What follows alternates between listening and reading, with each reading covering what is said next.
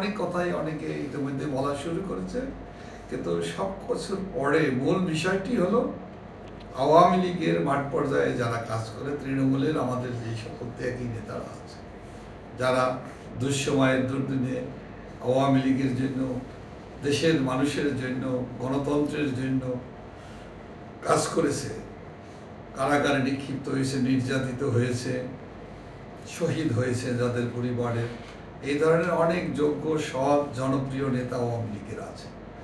আওয়ামী লীগের পক্ষ থেকে সেই সকল ত্যাগী মানুষেরা, জনপ্রিয় মানুষেরা, সৎ মানুষরা, তারা যাতে নির্বাচনে অংশগ্রহণ করে নির্বাচিত হয়ে, জনগণের রায়ে নির্বাচিত হয়ে দেশের কল্যাণে অংশগ্রহণ করুক, সেই পথটি আমরা এবার উন্মুক্ত করতে চাই। এবং সেই পথটিকে আমাদের নেতাকর্মীদের যথাযোগ্য মূল্যায়ন হোক, এটা আমরা চাই।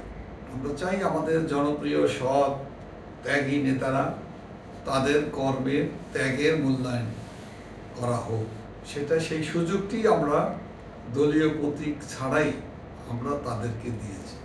এক্ষেত্রে যারা বিভিন্ন পর্যায়ে গুরুত্বপূর্ণ জায়গায় আছে, যারা মন্ত্রী আছে, এমপি আছে, তারা যদি তাদের পরিবারের আত্মীয় স্বজনদেরকে, ঘনিষ্ঠজনদেরকেই যদি, যেমন পুত্র, কন্যা, স্ত্রী, কোথাও দেখা যায় শ্যালক, ভাগিনা অথবা দুলাভাই, এই প্রীতি দেখানো মানেই হলো এক ধরনের দলের ত্যাগীদেরকে অবজ্ঞা করা, অবহেলা করা। আমরা চাই না আমাদের ত্যাগী নেতারা, আমাদের দুর্দিনের নেতারা হতাশ হোক, এবং তাদেরকে হতাশায় ভিতরে রেখে আওয়ামী লীগের জনপ্রিয়তা বৃদ্ধি পাবে না। আওয়ামী লীগের যে জনপ্রিয় দল, তার যে তৃণমূলের যে ভিত্তি, সেই ভিত্তিকে আমরা কোনো ক্রমেই দুর্বল হতে দিতে পারি না।